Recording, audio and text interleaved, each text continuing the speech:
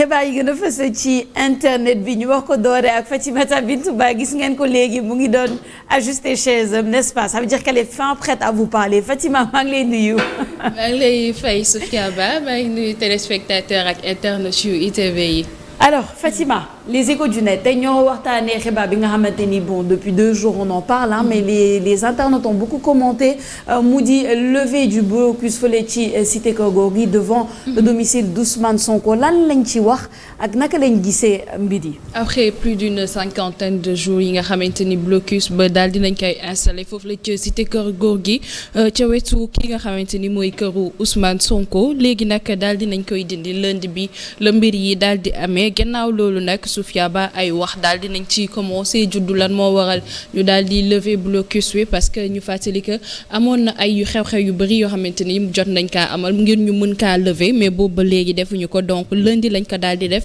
gouvernement bi face à la presse démb indi nañ ci ay leeral yoo xamante ni wax lan moo waral ñu daal di lever li nga xamante ni mooy blocus bi ki nga xamante ni mooy yor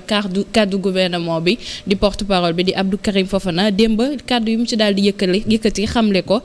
presse bi ñëpp ñoo ko daal di reprendre face à la presse mardi bi mu nekkoon démb moom rappelé ne lan moo waraloon cause blocus yooyu ak lan moo waral ñu daal di koy dindi Seneweb ci la daal di ñëw nee na levée du blocus chez Ousmane Sonko Abdou Karim Fofana donne les raisons Sénégal itamit ñëwaat nañ ci Abdou Karim Fofana porte-parole du gouvernement donne les raisons ci li nga xamante ni mooy levée du blocus bi amoon na foofu la ca kër Ousmane Sonko explication porte-parole gouvernement bi Elimane Ndaw di ab taskatu xibaar moom tamit daal dina ci ñëwaat bu baax a baax nee na fii ci Sénégal ci biir réew mi le blocus autour du domicile d'Ousmane Sonko a été levé lundi bi ñu génn maanaam baax ki démb opposant bi nag moom ñu ngi ko bloqué woon foofu la ca këram presque maanaam mu def ñaari weer loo xamante ni teg na bu ñu manqué ñaari weer li ci manqué bëriwul ñan ñoo defoon blocus yooyu ak lan moo waraloon blocus ba loolu la ñu daal di indil ay leeral lu baax a baax Sene News moom tamit ñëwaat na ci bu baax lan moo waral ñu daal di def li nga xamante ni mooy blocus ba ñu posé li nga xamante ni mooy question bi indiwaat ci tontu pourquoi le blocus chez Ousmane Sonko a été levé Abdou Karim Fofana porte-parole du gouvernement indi na ci ay leeral dañuy seetaan extrait bi ñëwaat fii ci plateau bi. Vous avez constaté qu'avant le mois de juin, il y a eu beaucoup d'appels à manifester, il y a eu beaucoup d'appels à l'insurrection et nous avons vu que tous les déplacements d'Ousmane Sonko se sont soldés par des casses, des pillages et des morts. Et pour éviter cela, l'État a pris des mesures de prévention en restreignant la circulation dans le quartier de Cité Keur Gorgui. Aujourd'hui, il n'y a plus d'appel à l'insurrection, il n'y a pas de risque sur le trouble à l'ordre public, donc il n'y a aucune raison de restreindre la circulation dans le quartier de Cité Keur Gorgui. Eu égard juste aux habitants de ce quartier-là qui doivent tous les jours prouver qu'ils y habitent, qu'ils y vont, qu'ils reviennent. Donc c'est juste une mesure de prévention, une mesure administrative qui a été levée parce que le risque ne se pose pas. Et comme j'ai toujours dit, le reste, les questions d'arrestation, ce genre de choses, ce sont des questions judiciaires. Même si le procureur a dit qu'il dépend du ministre de la Justice, il y a la disponibilité, vous l'avez évoqué tout à l'heure, de la décision, mais après il y a des questions autres sur le moment, ce genre de choses qui dépendent du procureur de la République. Par mesure de prévention wala sécurité Abdou Karim Fofana di porte-parole gouvernement bi kaddu yooyu la daal di yëkkati maanaam lan moo waral ñu daal di yëkkati li nga xamante ni mooy blocus ba gis nañ ne léegi amatul benn risque comme ni nga xamante ni la ko daal di waxee nee na kii di Ousmane Sonko di leaderu Pastef jamono ji deful benn li nga xamante ni mooy discours boo xamante ni dafay woo nit ñi ci appel à l'insurrection deful benn sortie boo xamante ni itamit dina def li nga xamante ni mooy trouble à l'ordre public maanaam loolu moo waral ñu daal di yëkkati commentaires yi nag bëri nañ parce que ñu bëri dañoo jàpp ni bañ koy wax pour ñu daal di lever li nga xamante ni mooy blocus bi defuñu ko kenn ci ñoom di Lamine Sy nee na le préjudice est lourd même s'il faut saluer li nga xamante ni mooy mesure bi maanaam li nga xamante ni moom la ñu daal di def ñëpp ñoo ko rafetlu parce que nit quand même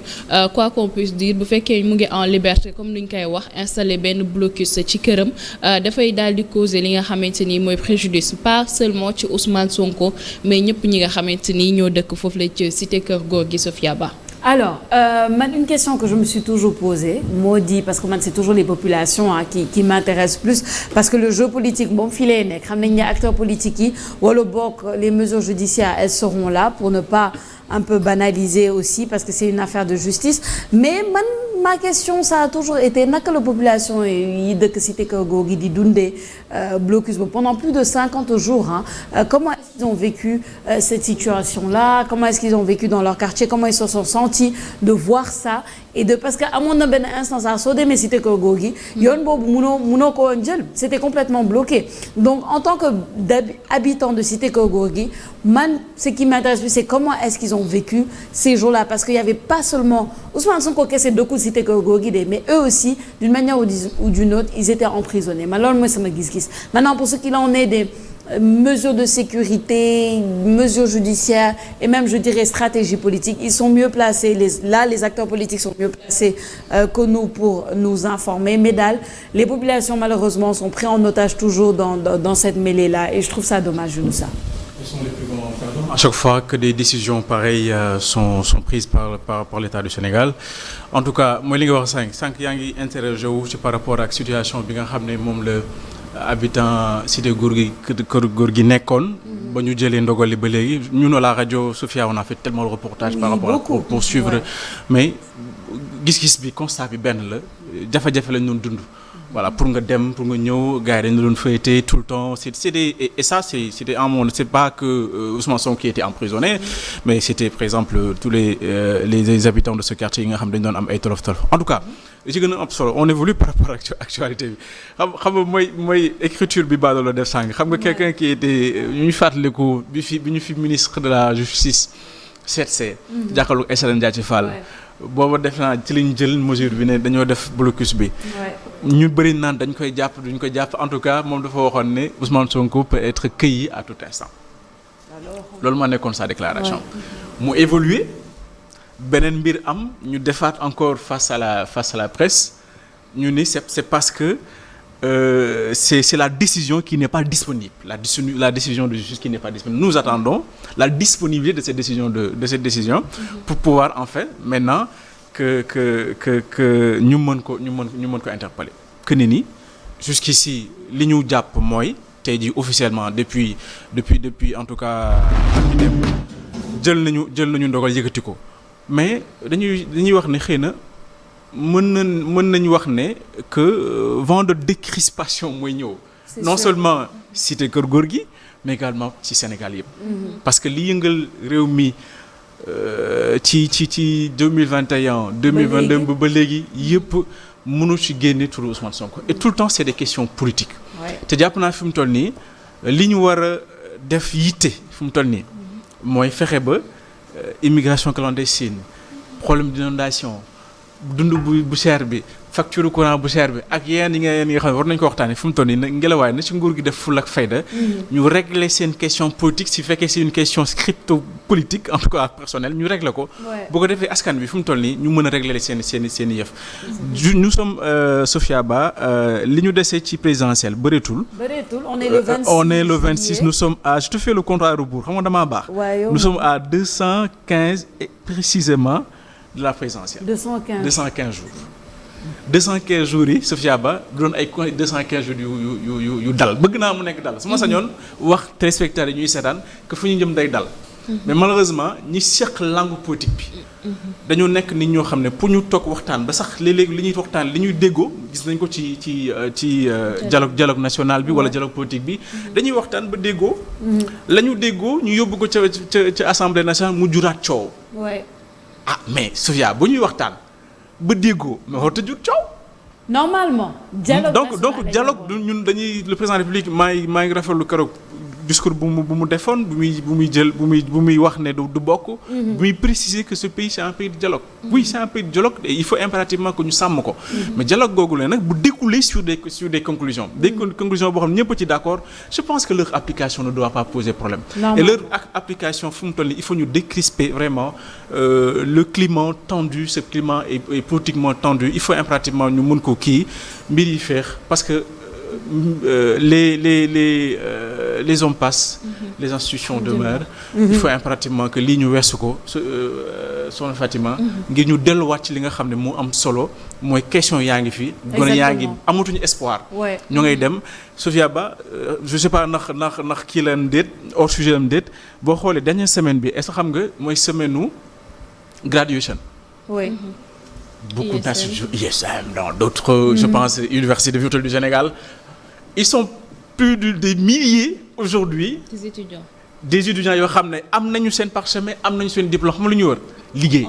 Et on va en parler tout à l'heure même. On va en parler. C'est extrêmement important. Donc il faut loolu aussi ñu def ko benn question centrale. Exactement, voilà. C'est important. Fatima, ton commentaire rapidement ci li nga xamante ni moo di day contribuer ci la décrispation peut-être nationale peut-être loolu la ñuy rafetlu ci levée du blocus bi.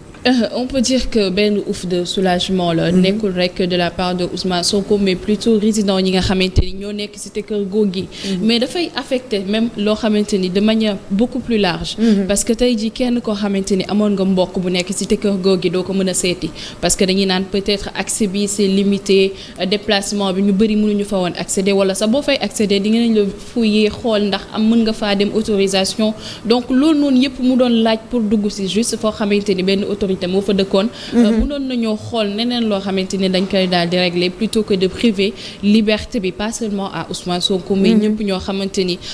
dëkk nañ ci wetam moom sax souvent ci ay déclarations da koy wax day naan àq bi nga xamante ni ameen na ko ñi nga xamante ni moom la daal di dëkkal leneen loo xamante ni am na solo lu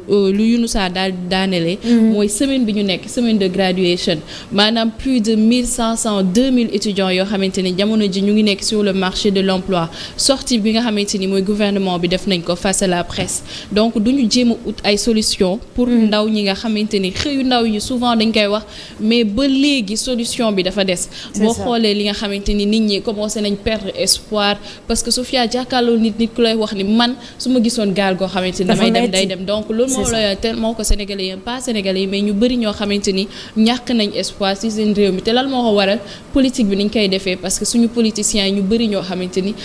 jëlatuñ leen